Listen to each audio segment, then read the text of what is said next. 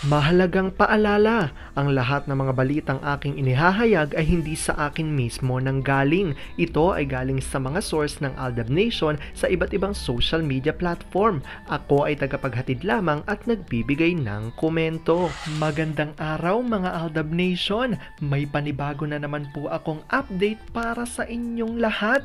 Pero bago natin ito umpisahan ay huwag niyo munang kalimutan na mag-subscribe sa aking YouTube channel at i-click mo na rin ang katabing bell button para maging updated ka sa mga latest videos na i-upload ko. At kapag umabot na ng 100,000 subscribers ang aking channel, ay may sorpresa ako para sa inyong lahat.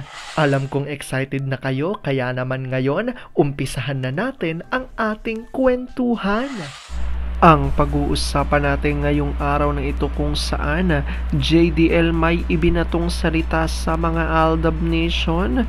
Tila umamin na isa siya sa bumuwag sa tambalang Aldab kahit alam naman niya ang katotohanan sa di umano'y relasyon ni na RJ at Meng.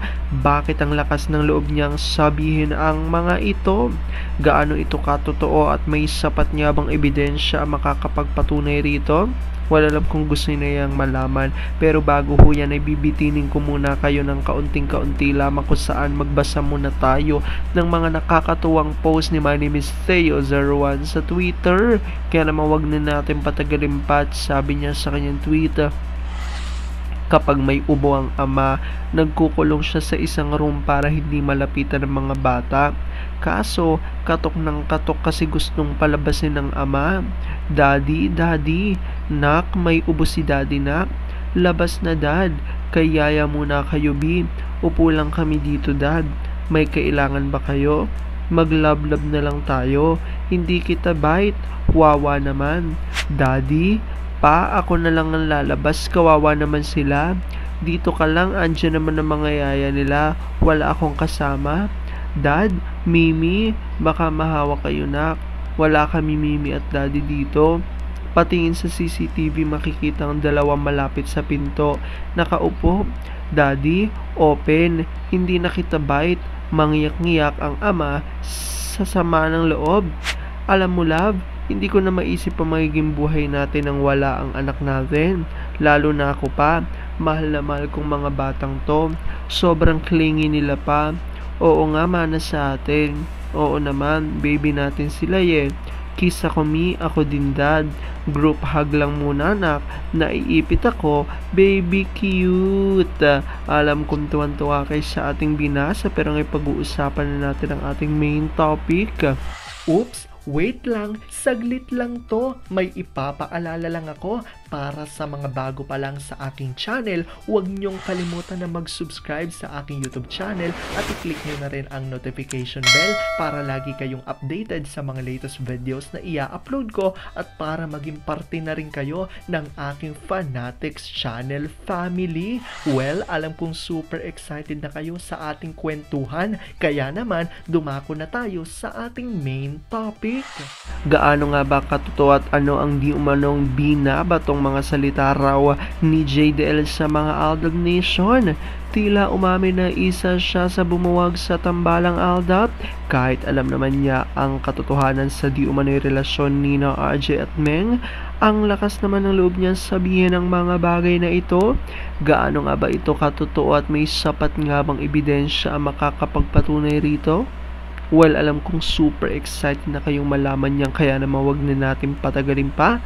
Una-una na nga dyan galing sa tweet ni Vampire 2019 at sabi niya sa kanyang tweet, believe din ako sa stamina ng X-Network dito sa Z. Kung tutuusin, bilyones ang nilabas nilang pera dito. Magkano bang binayad sa network, sa mga tubyera, at yung mga movies noon na ni-produce nila dyan sa Baklang Casper na first last day ang resulta? Ngayon magbabalik daw sila at tuloy ang Z, have fun and bring it on. Let's support. Totoo ba yung nabasa ko na sinabi ni JDL na pinatigil na tayo sa paglilink kay Alden and Meng? Kung totoo man ang sinabi niya, excuse me, ang laki ng pakinabang nila noong kasagsagan ng Aldab. Alam na mga gurang na ito. ang totoo sa mag-asawa at nakikita nilang daming beses ang dalawang anak na sina Theo at Chin. Itong repost ko nakuha ko dati sa news clipping. Isa sa rason kung bakit nasa top 5 si TS nung election 2016 ba yon? Kasi full force ang Aldab Nation sa pagboto sa kanya. Kung walang fandom, do you think magta-top siya? No way! Huwag ka magmayabang, Jose Maria de Leon. Tandaan mo, wala kaming inuurungan kasi nasa totoo kami. Hindi kami sinungaling gaya nyo, may panindigan kami at may isang salita. At dahil dito, ito naman ang sabi ni F-Tang o ADM. Sino ba si JDL para ipatigil ang pag-link natin kay Men at Alden? Diyos ba siya o hari upang pigilan tayo sa gustong maging maligaya? Sino ba siya? Mga toilet joke ang alam at nandoon ang trono niya. At sabi naman dito ni Girly Season, as nga natin nung kasal ba niya o anak niya, guest ang Fulkerson couple, napili pa sila sa isang game. Correct me if I am wrong, tinawag pa silang Mr. and Mrs. Fulkerson. Di ba ang puwet nyo? Paki-explain. Ayan niya ang ilan sa hinanakit ng mga Aldab Nation kung saan naniniwala nga sila na kahit daw sabihin di umano ni JDL na wala ng Aldab at pinaghiwalay na nga nila ang tambalang Aldab, ay patuloy na maniniwala mga Aldab Nation na alam nga raw ni na JDL ang katotohanan sa di umano relasyon ni na Alden at Meng.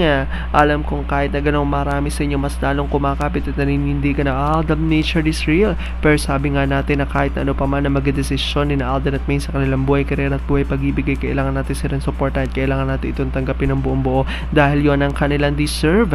At yan ang aking update for today's video. Maraming salamat sa panonood at pagtapos sa videong ito.